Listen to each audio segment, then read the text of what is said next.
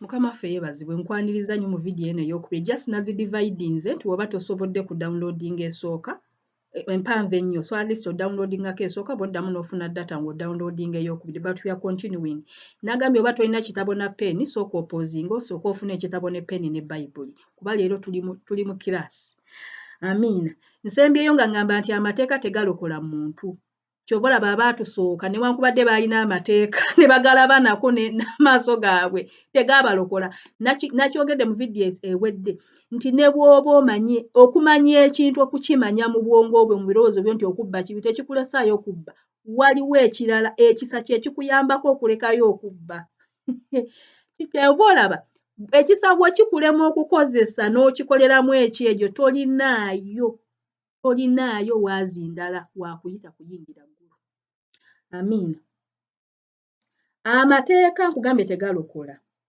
amateeka gakola bino ekisooka gakulaga boundaries oba gakulaga ensalo gakugamba bw'oba otambula nti awo tosukkawo naye tegakuwa maanyi butasukkawo amiina amateeka gakusongera ku kibi gagamba nti ekyo okubba kibi obwenzi kibi obukaba kibi okuwaayiriza kibi naye tekitegeeza nti gakuwa amaanyi tegakuwa amaanyi kulekeraawo okuwaayiriza kyobola omuntu avuma amazima ddala woba ogenda okuvuma obuntu oba okimanyi nti kibi okuvuma naye era n'ovuma ogamba otya nti obulokole kansooke mbuteeke ku bbali ono nsooke mulageko kikyendi amiina naye ng'okimanyi obayo nakikugamba nti owange okuvuma kibi oba okimanyi naye ng'amaanyi wabeerawo ekintu mundamu gwe ekikusindika ekikusiikula n'ogamba kamuvume oba kamuvume waakiri neenenya amiina kiki kyentegeeza amateeka gakusongerako busongezi naye tegakuwa maanyi kulekeraawo okwonoona amiina amateeka tegakulokola naye Kristo yekka yakulokola ku lw'ekisa amateeka tegasobola kukukugira oba kukulekezaawo okwonoona ekyo ndowooza nkyogedde amateeka gakola kino ekirala gakulaga how far you fallen gakulaga gakulaga ekinnya mw'ogudde nti bannaaye nnyonoonye ky'oba olaba bw'oyonoona okiwulira it shows you how far you fallen but cannot you pull you out of that pit nti eteeka likugamba bannange oyenze kituufu naye tegalina maanyi gakujja mu kinnya ekyo ky'oguddemu amiina kati ngenda kuwa example y'ebintu bino mumanyi ndowooza ffenna baatupimako ku pressure gye bapimira wano ku mukono ndowooza abasinga ku ffe bagitupimira ku mukono amateeka galinga kyuma ekyo ekipima pressure nti omusawo akikwata n'apampinga ne gakulaga nti pressure yo maybe eri waggulu just gakulaga nti kino kibi kino kirungi otuukidde oba totuukiridde naye tegakujjanjaba pressure amateeka galinga machine eno epima pressure nti owaaye pressure ye eri waggulu naye ekyo ekyuma ate si kye bakozesa okukujjanjaba pressure waliwo eddagala balina okukozesa kino kikulaga bulazi nti owaaye waliwo ekizibu oba tukitegeera ndowooza example endala gye nnyinza okuwa amateeka galinga tooki in fact tujja kukisomako wano mu Proverbs amateeka ttaala tabaaza oba mumuli galinga wona singa obeera weebase wansi weebase ku kitanda kyo etteeka liringa tooki likkubira tooki negamba owaaye wansi w'ekitanda kyo waliwo omusota naye tegakuwa maanyi kudduka misinde kudduka musota oba kukuba musota ogwo go gakulaga nti awo waliwo obulabe naye tegakuwa maanyi gano ag'omunda ago okusobola okudduka ekibi oba okukiwangula kyova olaba ffenna amateeka tugayimba naye lwaki tetugakola lwaki tetugatuukiriza waliwo ekikyabulako amiina katusome mu kitabo kya Proverbs engero kitabo ky'engero essuula ya 6:23 engero 6:23 okay engero 6:23 agamba bw'ati kubanga etteeka ttabaaza etteeka tabaaza, ekiragiro musana, n'okunenya kw'oyo akuyigiriza ly'ekkubo ery'obulamu. Ndowooza kitegeerekese ekyo. Tugendeko mu Baluumi 7:7. Baluumi 7:7. Wano Pawulo kyagamba, waliwo wagamba nti nze kye njagala okukola ate sikikola. Kyokka ate kye ssaagala kye nkola. Kitegeeza Pawulo yali amanyi nti owaaye okwonoona kibi naye ng'amaanyi agakireka tagalina. Amiina. 7:7. Baluumi 7:7. Agamba bw'ati. Sorry, mbadde ngenze mu bikolwa by'abatume, munsonyiwo katono. Baluumi 7:7. Abaluumi ssula ya 7, munsonyiweko katono. Baluumi 7 essula y'omusanvu. Kale tunaayogera tutya amateeka kye kibi, kitalo. Naye sanditegedde kibi wabula mu mateeka. Okiraba kyategeeza kye ki? Nti etteeka likuyamba, bayasoogera just ku tteeka lino eriwandiike, nkugambye nti amateeka gaaliwo even before ng'amawandiike tegannajja. N'abaatusooka bwe baayonoonanga baamanya nti ayonoonye. Yavaga nti naye saalitegedde kibi wabula mu mateeka, kyategeeza ki? Nti etteeka tabaaze ekugamba nti wano wabi, wano w'olina okukoma teweeyongerayo. Kubanga awataba mateeka ekibi nga kifudde. Ndowooza kitegeerekese. Newankubadde amateeka malungi tegalina maanyi gakulokola. Nze ye point gye mbadde ngezaako okunyweza. Amiina. Kale kakati endagaano eno enkadde abantu bayinza waliwo abalokole by the way, waliwo abantu bangi ye agamba ye tasoma ndagaano nkadde. Agamba endagaano enkadde tekyali relevant. Kyokka ekyewuunyisa abawandiika endagaano empya baalinga barefaringa ku ndagaano nkadde lwa nsonga tewaaliwo ndagaano mpya ebiseera ebyo. Era kye baayitanga ekigambo kya Katonda ekiwandiike ye yali endagaano enkadde. Kati gwe tolina ngeri gy'oyinza kugamba nti endagaano enkadde si kigambo kya Katonda olw'okubanga Yesu yajja. Nga ne Yesu yennyini yali ajuliza bigambo bya bannabbi. Era tujja mulaba ng'akinyweza agamba nze sajja kudibya mateeka najja kugatuukiriza.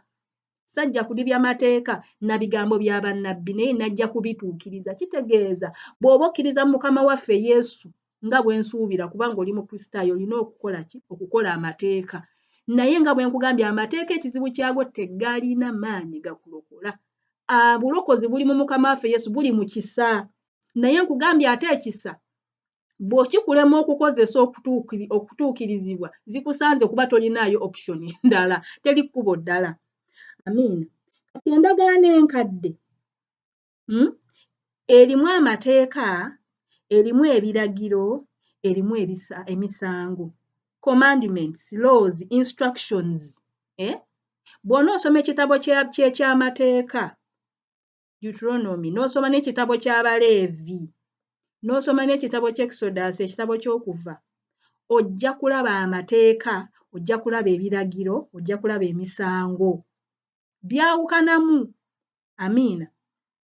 Kaakati endagaano eno empya y'endagaano enkadde naye ng'ebikkuliddwa. Nakugambye nti biri ebyatusooka byali bisiikirize. Ebyebino ebipya ebijja. Kati kitegeeza endagaano eno empya eya Mukama waffe Yesu. Y'endagaano enkadde naye ng'ezinguluddwa. Endagaano enkadde yali ebikkiddwako, byali bibikkiddwako, byali si birambulule, twali tutegeerako bitono. Naye mu ndagaano eno empya byebikkula, bibikkulibwa. Oba tukitegedde? Kati the New Testament is the Old Testament unwrapped, nga bagiguddewo, fulfilled, nga bagituukirizza oba nga bagizinguludde. Amiina. Tusomeko ku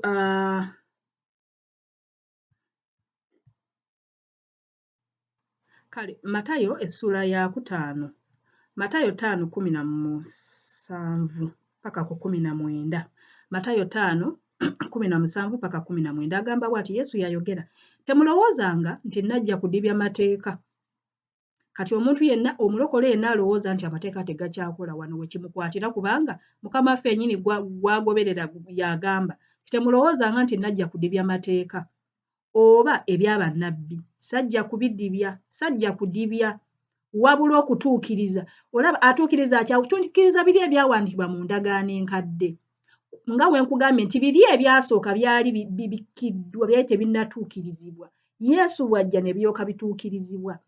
Kubanga mbagamba mazima nti eggulu n'ensi okutuusa we biriggwaawo, ennukuta emu newaakubadde akatonnyeza akamu ak'omu mateeka tekaliggwaawo okutuusa byonna bwe birimala okutuukirira.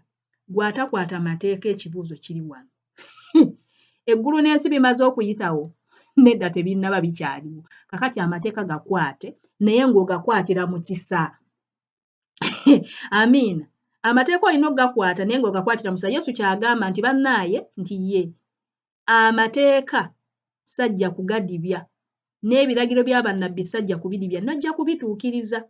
Amiina. Kati tugenda kulaba waliwo amateeka ge tukyakyakwata olw'ensonga nti Yesu yagatuukiriza, go gaatuukirizibwa. Kati ng'amateeka for example ag'okusaddaaka ebisolo, tetukyetaaga kusaddaaka bisolo lwa nsonga endagaano eriya eyo, ekitundu ekyo eky'amateeka kyatuukirizibwa Mukama waffe Yesu bwe yafa. Amiina.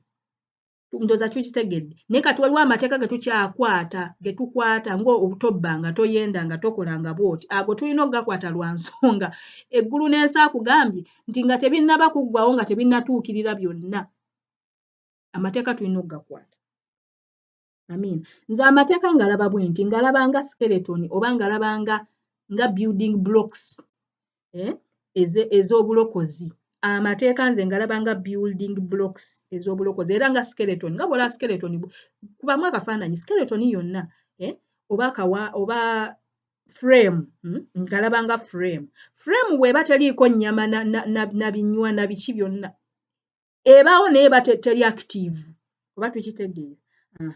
Kati ate ekisanze nkiraba nga ebinywa by'ebinywa, nerves, vessels, kugamba ekisa kye kituukiriza amateeka. Nti skeleton eyo tesobola kukola nga tekuli nnyama, tekuli binywa, tekuli busimu. Oba tukitegeera? Etteeka lino terisobola kubaawo independent kutuukiriza muntu, naye ate lyetaagisa lwa nsonga lye liraga omuntu nti wano wabi, wano si wabi. Newankubadde terikuyamba kulekerawo kwonoona, ekisa kye kikuyamba okukola obutuukirivu. Ndowooza tukitegedde. Ekisa tekijjaawo mateeka, kinyweza manyweze. Ekisa tekijjaawo mateeka, kitegeeza obeera mu kisa tolina kubba, tujja kuddamu tukirabe, tolina kwenda, tolina kutta. Okusinziira ku Yesu, in fact tusomye emirundi mingi, nkyogedde emirundi mingi, se tugenda na kusomawo lwaleero. Yesu ye standard yagyongeza waggulu n'agamba kati tebikyalina bya bweru, biri munda. Kati ebyokwenda ebyebweru nabivaako. Oyinza ogaa sikyayenda kituufu, naye w'oba okyayaka munda mu ggwe, Mukama akulaba ng'oba oyenze. Kitegeeza nti amateeka gakwate, naye this time yongerezaako, gagenderako ebirala ebigenderako. Gaava ebweru kati gali mu ki? Gali munda lwa nsonga ekyonoona omuntu tekiva bweru, kiva munda.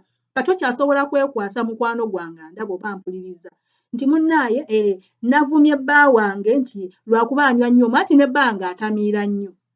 Bw'oba osobola okuvuma bbaawo oba mukazi wo olw'okuba atamidde, omutamiivu si yalina ekizibu, gw'avumye gwe olina ekizibu lwa nsonga. Tolina ngeri gye weekwasa, tolina kye weekwasa kugamba nti navumye olw'okuba nga yakoze bw'ati lwa nsonga. Kitegeeza olwedda okuvuma kubaddemu munda mu ggwe, ono just akalira nga w'owujja osangayo akantu nga kabadde kazimeera, oba omuliro nga gubadde gunyooka bunyoosi, ono najja n'agukumamu, bakuyita kukola ki? N'agufuuwa, ne gwaka. Naye kitegeeza nti ogubaddeemu. Tokyasobola kwekwasa nti nayenze lwa nsonga nalabye ayambadde obubi. Omukazi yabadde ayambadde bubi, omusajja yabadde ayambadde bubi n'ennyindo. Nedda, ekibuuzo, kale katugambe ayambadde bubi. Katukkirize nti akoze eki? Ayambadde bubi. Ogenda kulekezaawo abakazi bonna mu nsi okwambala obubi, oba abasajja bonna okwambala obubi, olyoka olekerawo okwenda? Tolina gw'ogenda kukyusa gwe okulekerawo okwonoona. Ky'obola nze sikkiririza muntu agamba adda kukondeminga muntu mulala nga ye yennyini tanneekolako, nga tonnatunuulira kibi kya munne ayambadde obubi, oba ayenze, oba atamidde, oba asamidde, ggwe oli otya munda mu ggwe. Tukitegeera Yesu kyava agamba nti bw'oba okyatunuulira omukazi n'omwegomba oba oyenze ategeeza ki nti ensigo eri munda mu ggwe ekuleetera okwonoona teva bweru omuntu ekikwonoonesa si lwa kubanga olabyeko ensigo olwedde mweri ebadde yeebase kati ono bw'azze nga ayambadde bubi n'ozuukuka ne tekitegeeza nti teriimu kati Katonda okutaasa akugamba nedda sooka oleke oli akoze eki ayambadde obubi sooka oleke oli eyayenze oba eyatamidde gwe weekoleko olekeraawo okuvuma kubanga okuvuma Yesu ayogedde nti ekikwonoona tekiva bweru it's not external kati okyasobola kwekwasa nti neighbor wange yansuulidde kasasiro mu mulyango gwange nange kyenavudde muvuma nedda in fact ekimu ku part of the fruit ekirabo ebibala by'omwoyo omutukuvu akuyita self control kindness goodness gentleness ekibuuzo bw'oba okyasobola okkeera ku makya n'ogamba obulokole kambuzze ku bbali kamala okumuvuma musesebbula n'omala n'okyewaaniramu olina ekizibu ensigo y'okwonoone kuli munda diringa n'ekikuli munda okiraba nti oba omanyi bw'ogendera okuvuma obuntu oba bw'ogenda okubbira oba bw'oyendera oba omanyi naye amaanyi agakirekerawo oba togalina kati amaanyi gali mu kisa amaanyi ag'okulekeraawo okwonoona gali mu kisa etteeka likugamba waliwo omusota naye tegakuwa maanyi kugukuba na gutta amiina ekisa tekijjaawo mateeka kinyweza manyweze kikola kitya kiyita mu kukuwa amaanyi okutuukiriza amateeka ekisa kye kikuwa amaanyi okutuukiriza amateeka olaba nti amateeka n'ekisa bikolaganira wamu amateeka gakugamba nti owaaye awo waliwo omusota ekisa ne kikuwa amaanyi okugukuba amiina amateeka gakulaga nti owange blood pressure yo eri waggulu etteeka ne likukuba empiso ekendeeza pressure neefuuka normal oba tukitegeera etteeka likugamba owaaye okuvuma kubi ekisa ne kikukolako munda ne kikuulamu okuvuma okwo kisobokera ddala okulekeraawo okuvuma ng'omuntu ne bw'ajja n'akulinnya ku mutwe lowooza lwaki Yesu agambye bakkuba sayidi emu kyusa endala lowooza yali ategeeza nti olina okutuukirira nfa kyava agamba nti we mutalituukirira kusinga abasajja bano bafalisaayo n'abawandiisi temugenda kuyingira bwakabaka ategeeza nti olina okufa eri ekibi omulambo tegwogera omulambo ne wooguvuma omulambo ne woogukuba teguzza kwe bayita okufa kyova olaba nze nkugamba nga tonnatunulira bya muno sooka okole ku bibyo bw'oba okyavuma bw'oba okyayimba bw'oba okyayimba bw'oba okyageya bw'oba okyasungwalanga n'okusonyiwa kwakulema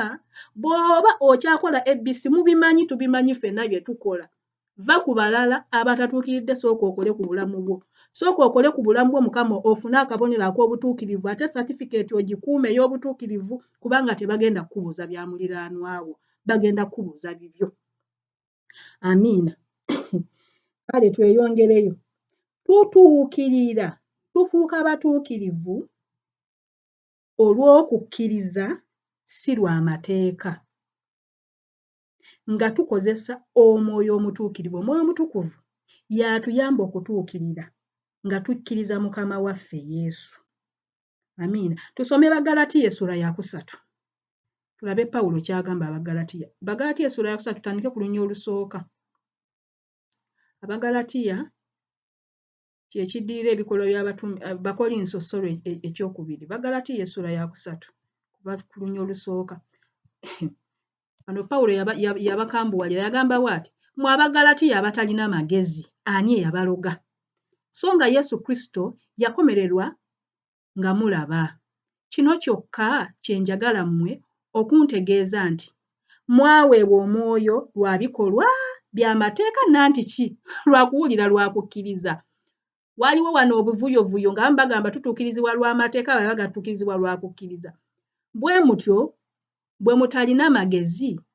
abaasookera mu mwoyo kaakati mutuukirizibwa mu mubiri mwabonyaabonyezebwa ebyenkanaawo bya bwereere so nga ddala si bwereere abawa omwoyo akola eby'amaanyi mu mmwe akola lwa bikolwa by'amateeka nanti ki lwa kuwulira kwa kukkiriza ndowooza kitegeerekese Wano Pawulo tweyongereyo ndowooza tweyongere ogitegeera essuula eno. Manya onyiriri. Tugende ku lunyiriri olw'omukaaga. Agamba nga Ibulayimu bwe yakkiriza Katonda ne kumubalirwa okubeera obutuukirivu. Kale mutegeere ng'abayima mu kukkiriza be baana ba Ibulayimu. N'ekyawandiikibwa bwe kyalaba edda Katonda bw'aliwa amawanga obutuukirivu olw'okukkiriza, ne kibuulira olubereberye Ibulayimu enjiri nti mu ggwe amawanga gonna mwe galiweerwa omukisa. Bwe kityo abayima mu kukkiriza baweerwa omukisa awamu ne Ibulayimu eyalina okukkiriza, kubanga bonna abayima mu bikolwa by'amateeka bafugibwa kikolimu, kubanga kyawandiikibwa nti akolimiddwa buli ataabinyiikirira byonna ebyawandiikibwa mu kitabo ky'amateeka okubikolanga. Era kimanyiddwa nga mu mateeka tewali aweebwa butuukirivu eri Katonda. Tukitegedde. Era kimanyiddwa nti mu mateeka tewali aweebwa butuukirivu eri Katonda, kubanga nti abatuukirivu banaabeeranga balamu lwa kukkiriza. Ndoza tukitegedde. So etteeka lirina we likoma, kugambye likulaga bulazi nti wano wabi. Ekisa tufuna obutuukirivu nga tuyita mu kukkiriza mu piriyodi y'ekisa kino gye tulimu. Oba tukitegedde? So tufuuka batuukirivu nga tuyita mu kukkiriza, tetuyita mu mateeka. Amateeka tegatuukiriza muntu, gamulaga bulazi nti kino kibi, naye tekitegeeza nti mabi. Kubanga nga Pawulo bw'agambye nti saalitegedde nti okubba kibi, saalitegedde nti obwenzi kibi oba okwegomba kubi, ng'amateeka tegaliiwo. Amiina. Bannaye mu mulembe guli ogwasooka ba Musa mwe baali n'abalala, ebintu by'amateeka byali bizibu nnyo okubuulira lwa nsonga byali bisosola nnyo. For example, ffe bannamawanga twali tetulina na bwe tuyingirirawo nga tosaana kuwaayo kwegamba twali tetulina, it totally cut us off. Kati gwe munnamawanga ayagala okukwata ennyo obukwasa amateeka oleka ekisa, gw'olina ekizibu lwa nsonga n'amateeka gaabwe gennyini ag'Abayisirayiri ag'Abayudaaya gaakuwanda dda ebweru. Bwe ndiba nfunye obudde ndikyogerako. Amiina. Ekisa kikuwa amaanyi, kikuwa power oba strength okutuukiriza amateeka ng'oyita mu kukkiriza mu Mukama waffe Yesu. Ekisa kye kikuwa amaanyi okukola okwagala kwa Katonda. Ngenda kuwa example. Kakati nga sinnakuwa example, Yesu bwe yajja, njagala kwongera kunyweza ssaddaaka ya Yesu eno kye yatukolera. Yesu bwe yajja teyatulokola bulokozi mu kibonerezo ekigenda okujja mu maaso kye twasomyeko mu Bebbulaniya, nti abo abatakkiriza abanyoomodde ekisa kya Katonda bagenda kwokebwa omuliro nga tewali kusaasira. Si kyekyo kyokka kyatulokolamu. Yesu atulokola n'otulokola mu immediate punishment oba ekibonerezo ekyobuliwo ekyagobereranga amateeka. Amiina. Amateeka wagasobyanga walinanga ekibonerezo kye bakuwa olw'ensobi gy'okoze kyalinga immediate. Nga tonnazikirira biri bya bulamu bya mwoyo gwo kuzikirira nga waliwo ekisooka okukolebwako wano. Oba tukitegeera? Tujja kisoma. So kankisome mu Luzungu. Jesus did not only save us from the ultimate wages of sin, but also from the immediate consequences of breaking the law. Jesus saved us from the harsh punishment of breaking the law. Yesu yatulokola ng'atujja mu kibonerezo kiri ekikakali eky'obukambwe ekigoberera abo abaali bamenya amateeka. Tusome ku mukazi ono gwe baakwata mu bwenzi tulabe sitoola eno bwe yatambula. Ogenda kulaba. Kitabo ndowooza kya Yokaana. Yokaana essula ya 8 atandike ku lunyiriri olusooka. John 8:1. Agamba bw'ati. Naye Yesu n'agenda ku lusozi olw'e n'akeera ku makya n'ajja nate mu yeekaalu. Abantu bonna ne bajja gy'ali n'atuula n'abayigiriza. Abawandiisi n'Abafalisaayo ne baleeta omukazi gwe bakutte ng'ayenda. Omukazi baamukwata lubona ng'ayenda ye, ne bamussa wakati, ne bamugamba nti, omuyigiriza, omukazi ono bamukutte ng'ayenda. Bamusisinkanirizza, kitegeeza bamukutte live. Naye mu mateeka Musa yatulagira okubakubanga amayinja abakola bwe batyo. Kitegeeza ekibonerezo ky'obwenzi wano okukukwatira mu bwenzi okusinza mu mateeka ga Musa ekiri immediate, kukukuba amayinja. Kale ggwe oyogera otya ku ye? Kati bamubuuza, nannyini kisa bamubuuza kye baba balina okukolera omukazi ono. Mu Lwomukaaga baayogera bati nga bamukema babe n'ekigambo kye banaamuloopa, naye Yesu n'akutama n'awandiika n'engalo ku ttaka. Naye bwe yayogera naye bwe baayongera okumubuuza ne yeegolola n'abagamba nti, mu mmwe ayatayonoonangako asooke okumukuba ejjinja. N'akutama nate n'awandiika n'engalo ku ttaka. Nabo bwe baawulira ne bafuluma ebweru musoole-soole. Abakadde be baasooka okutuusa ku b'enkomerero. Yesu n'asigalawo yekka n'omukazi we yali wakati. Yesu ne yeegolola n'amugamba nti, omukyala, bazzeewa? Tewali asaze kukusinga? Naye n'agamba nti, mpaawo muntu, mukama wange. Yesu n'agamba nti, nange sisala kukusinga, genda okusooka leero. Kino kyayogera, toyonoonanga lwakubiri. Kati abasinga aboogera ku passage eno teboogera ku kintu Yesu kye yawa, instruction ye gye yawa mukazi. Yesu yamugamba bw'ati nti okusinza ku Musa kye yali ategeeza, okusinza ku tteeka lya Musa olina kufa. Naye olw'ekisa nkuwaddeyo omukisa, ddayo. Togenda kubonerezebwa immediately, togenda kusasula mutango lwa kibi ky'okoze, nkusonyiye, naye toddamu kikola. Olaba nti bw'oyingira mu kisa n'osigala ng'oyonoona, ekibi ekisinga kigenda kukubeerako. Tugenda kukiraba. Tugendeko mu kitabo kya Luka ssula ya 13. Tugenda kulaba omusajja yali ndowooza yali yagongobala. Ekyamugongobaza yali yayonoona n'agongobala. Kati bw'agongobala, laba Yesu kyayogera. Awo mu biro, tutandikire ku lunyiriri olusooka, Luka 13 olunyiriri olusooka. Awo mu biro ebyo waliwo abantu abaali bali awo abaamubuulira eby'Abagaliraaya bali.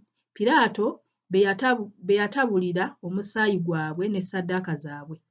N'addamu n'agamba nti, mulowooza ng'Abagaliraaya abo baali boonoonyi okusinga Abagaliraaya bonna?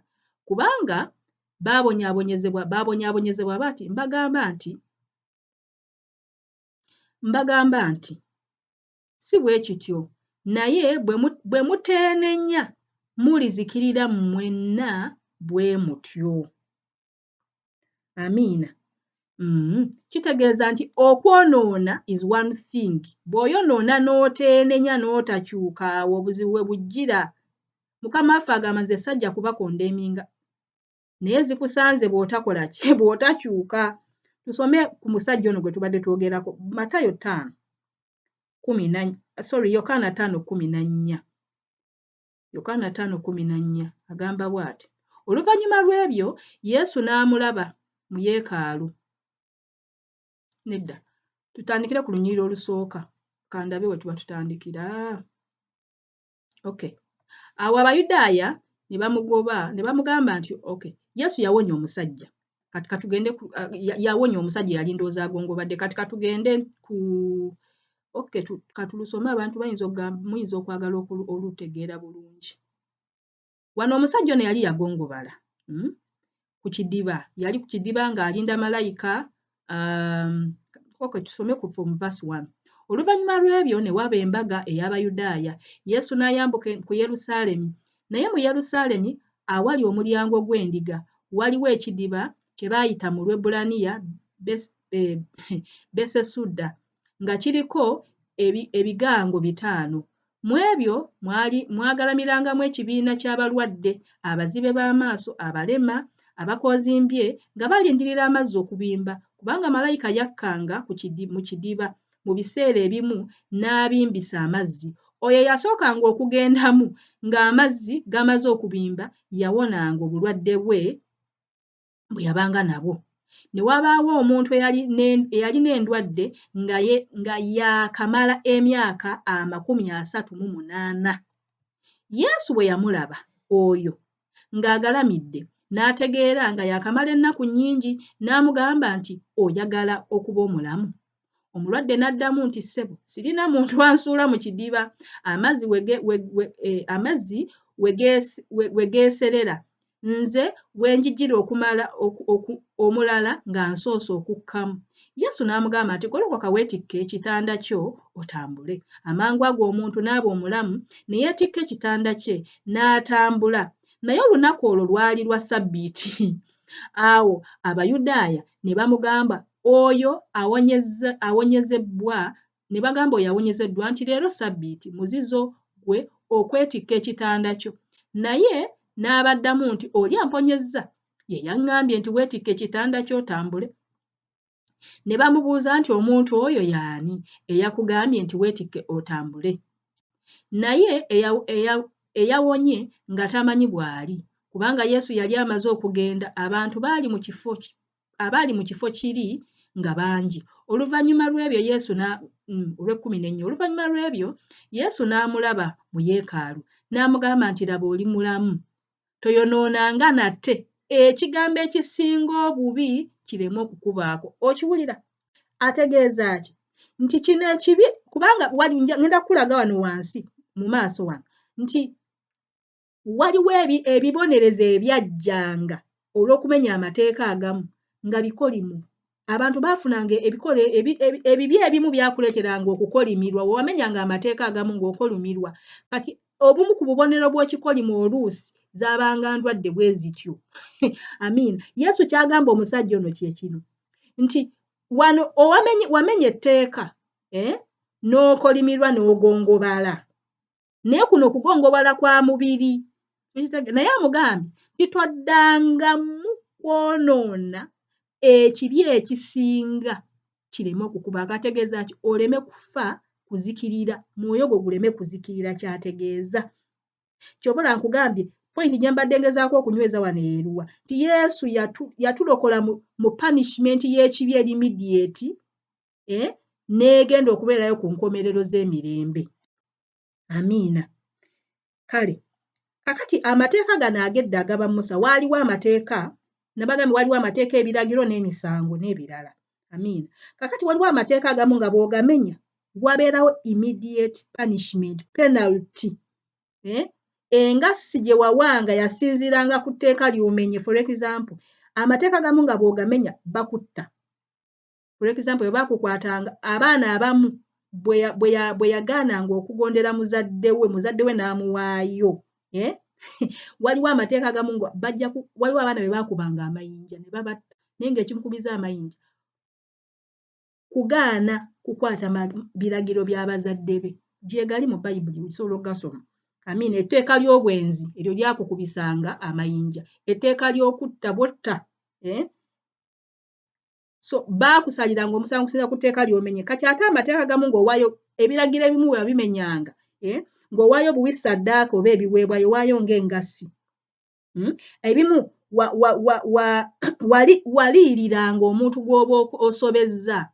Oyinza okusanga nga singa obba maybe kaŋŋambe obbye ennusu 1,000, nga bwe bakukwata bajja kusasuza emitwalo 10, for example. Oba gye bayita retribution. Agamu nga gakusosola, bw'ogamenya nga gakusosola, bayinza okugamba bw'oyonoona n'okola ekintu bwe kiti nti ye toyingira watukuvu, tokwata wano. Ne bagamba ojja kusigala bweru wa weema yo, simanyi okumala ennaku mmeka ate onaabe, simanyi ate oweeyo ssaddaaka. Oba okiraba?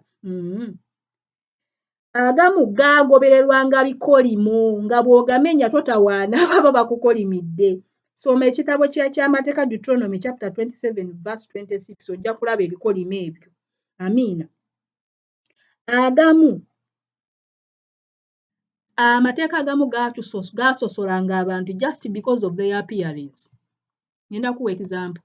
Abantu abalema omuntu omuzibe oba alina eriiso ery'ettulu eriiso eryo eriyiika amazzi abantu abamu abaalina nga simanyi ebigenge simanyi embalabe erungudde ababeeranga ne kabootongo nga toyingira ababeeranga n'ensundo simanyi ensundo ebigere simanyi nga biriko oba fishers bazinga woolaba enkyakya ng'ebamu tebayingira gaabanga very strict munnamawanga omukazi ali mu nsonga mu biseera bye eby'ensonga kugamba gaaba very restrictive kati kitegeeza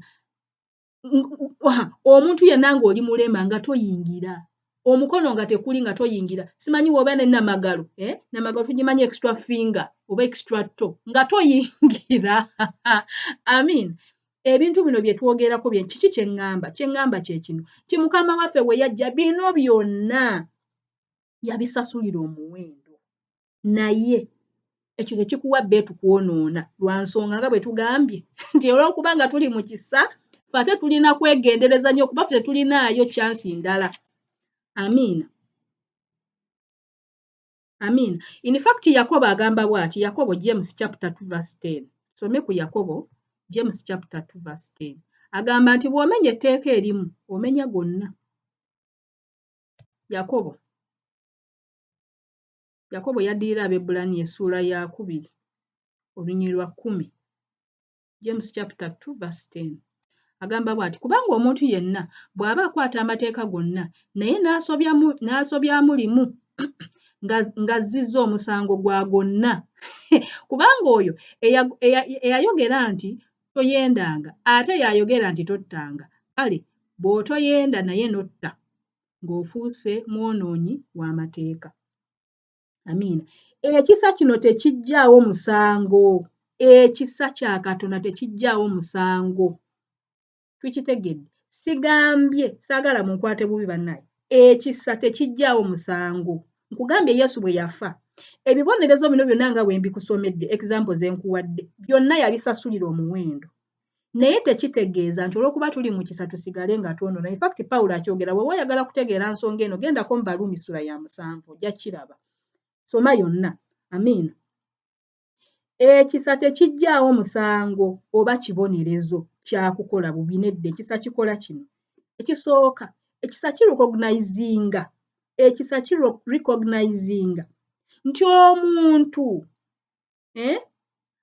munafu nnyo tasobola kwerokola ekisa kirecognizinga oba kikkiriza nti omuntu munafu nnyo tasobola kukuuma mateeka ku bubwe nga ye talina maanyi gakuuma mateeka nkugambye okumanya nti okubba kibi tekikulesaayo kubba okumanya nti okutta kibi tekikulesaayo kutta ndola tukitegedde so amateeka ga recognizinga nti omuntu ali wiiki nnyo tasobola kukuuma mateeka ku maanyi ge ye ne kikola kitya ne kikuwa amaanyi okugakuuma tukitegedde ekyokubiri ekisa tekijjaawo musango yadde kibonerezo naye kyawula oba it disentangles buli we wasobyanga etteeka n'olimenya omusango gwakyo gujjira oba kkubirawo amayinja bw'oba oyenze tukirabye wano mu Matayo mu Yokaana 8 tukirabye endowooza amiina luli byali bikwatagana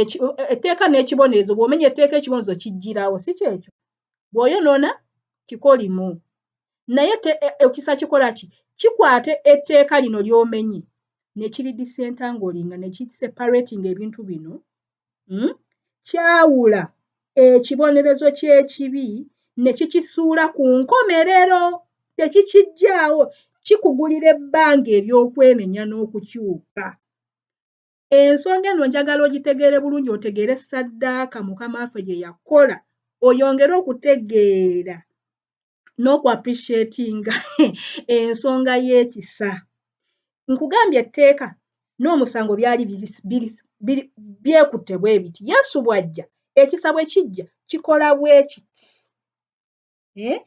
etteeka lisigalawo n'ekibonerezo kisigalawo naye ekisa kikugulira ebbanga okwenenya n'okukyuka nti kasaawa zino bakukwatira mu bwenzi tewali agenda kukuba mayinja naye tekitegeeza nti olina kusigala ng'oyenda akugamba genda nange nkusonyiye naye tokiddangamu omusango guno oleme kugusangayo ku nkomerero. Amiina. Kigulira omuntu ebbanga okwenenya aleme okuzikirira olubeerera. Luli bwe baakukwatanga mu mwezi ne bakukuba n'ofa, ng'ofa mu mubiri ne mu mwoyo n'ofa, nga tolina chance. Naye Mukama waffe Yesu bw'ajja agamba nedda. In fact, ekintu kino abantu balokole bangi we do not recognize this. Era tukizanyiramu ne tukoleramu ekyejo. Bayibuli egamba nti omusizi yasiga emisana, yasiga ensigo ennungi emisana. Mbu naye ekiro omulabe we najja naye n'asiga ensigo embi. Mbu bano abalimi abakozi b'omusajja ono ne bamugamba naye nga tulabamu ensigo endala embi ze tutaasinga. N'abagamba muzireke, temuzikwatako, muzireke, bireke bikulire wamu.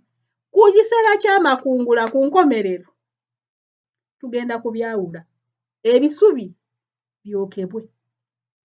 Okiraba, tekitegeeza nti olw'okuba oli mu kisa sigala ng'oyonoona. Gwe omulokole abadde abba, gwe omulokole abadde akuba enjawulo mukama we, abadde abba amasannyalaze, abadde alimba, abadde ayomba. Nkukakasa ekibonerezo gyekiri naye kiri ku endi. Mukama atuwadde ekisa, atuwadde ebbanga. Ekisa kitugulidde ebbanga okwetukuza. Ekisa kitugulidde ebbanga olw'okwenenya n'okukyuka. Tekitegeeza nti omusango teguliyo, gyeguli, but it's more severe. Peetero kyabadde ayogera ne Pawulo nga bagamba nti bw'oba bali abaatusooka abaayonoonanga ne babakubirawo penalty immediately, oba boba tebaabaleka, ate gwe bawadde ebbanga okwenenya, singa olemererwa okwenenya goloza ekibonerezo kigenda kubeera kitya. In fact, Peetero agamba nti omusango gutandikira mu nnyumba. Bwe guba gugenda kutandikira mu nnyumba, todda lekera okulowooza ng'ojja kusigala ng'oli mulokole ng'oli awo oseeya buseeyeeya. Tuli mu lutalo, nze olutalo lw'empita olutalo lw'omwoyo, si kukuba mizimu giri wali mu bbanga. Kwekolamu mulimu nga ggwe, ebirowoozo by'okukyuka. Amiina. Ekisa kisindika, it pushes the penalty for sin. Kikwata ekibonerezo ky'okumenya etteeka oba ekyokumenya ebiragiro ne kikisindika paka ku lunaku lw'enkomerero lw'ogenda okuwembalira. Amiina. Lwaki? Nga kituwa chansi ey'okwenenya n'okukyuka. Amiina. Ekisa tekituwa bbeetu kwonoona. Ogenda kusoma wandiika ebitabo bino. Peetero ekisooka essula ya 4 olunyiriri 17. Soma kuva ku 15 paka ku 17. Zabbuli essula ya 5 olunyiriri 17 paka ku 23. Osome ekitabo kya Luka essula ya 12 olunyiriri 47. Luka 12:47 ndowooza ero tulusome. Luka 12:47. Agamba bw'ati, n'omuddu oyo eyamanya mukama we kye yayagala n'atategeka n'atatuusa kye yayagala alikubwa mingi. Kitegeeza gwe omulokole ategedde okwagala kwa Katonda, aleze ku kisa kya Katonda. Bw'onodda mu kusaagasaaga n'okunaanyiza mu bulokozi ngolooza bya kusaaga, bagenda kukuba emiggo. Gwe ekibonerezo ekikyo kigenda kuba ddabo. Lwaki? Gwe wategeera baakuwa ebbanga ery'okwenenya. Tolinga bali abaasooka, gwe bakuwadde ebbanga okwenenya. Amiina. Osobola okusoma ndowooza ezo zimala. Yesu ky'ovola yatugamba nti eriisolo liba likwonoonesa liggyeemu nga bukyali. Akugamba ki? Olina ebbanga ery'okwenenya, likozese. Omukono gwe guba gukuleetera okwonoona, gusaleko. Oyingire eggulu ng'olina gumu okusinga okuyingira, genda n'ebiri. Bannaye omuliro gye guli, tebakulimba. N'abalokole gye bali, waliwo abaafa nga tebatuukiridde ne babookya. Tobeerangawo ne weerimba mbu teguliiyo. Yesu yennyini akyogera. Amiina. Naye kuno bw'onoosobya, bw'otootuukirire mu kiseera kino eky'ekisa, ekibonerezo is for eternity. Obulamu bwo bwonna, obulamu obutaggwawo ogenda bumala mu geyeena singa teweenenya. Bali abaatusooka tebaalina chance.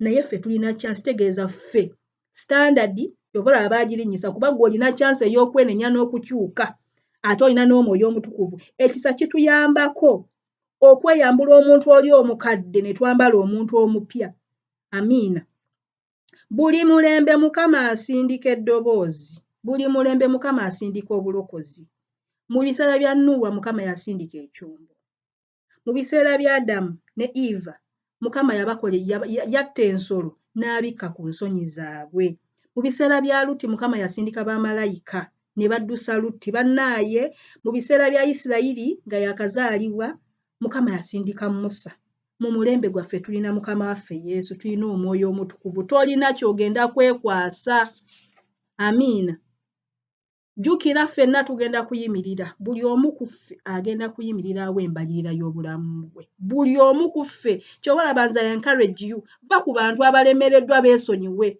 Yesu agamba bw'ati Peetero nti Peetero nkusabidde bw'olinywera olinyweza baganda bategeeza kiki ekikusonze engalo mu munno nga naye tonnatuukira nga tonnaba kusonga mu munno kale gwe sooka otuukire mu eri eyo bw'onaaba ng'otuukiridde olyoke olabe eya munno lwa nsonga tebagenda kukubuuza bya neighbor bagenda kukubuuza bibyo amiina ensonga eno kangikomye wano tusooke ensonga lwaki mbawaayo obudde nga sinapositinga bintu bino bipya mba njagala tugidigestinge tugisabiremu tugirowoozeeko tutuulemu munda then tuyiga ebirala kubanga tuyize ebingi naye ebibala tukyakola bitono ebigambo byetuwulidde nze mpulira ebigambo bingi naye ebikolwa bikyali bitono amiina kakati nze okusinga okuwulira ebingi nesikola kampulire bitonoko mbitambuliremu amiina kale n'olw'ensonga eyo mbaagaliza Easter ennungi mbaagaliza omwaka omulungi mbaagaliza period eno twebaza nnyo mukama olw'emirembe gy'atuwadde kituufu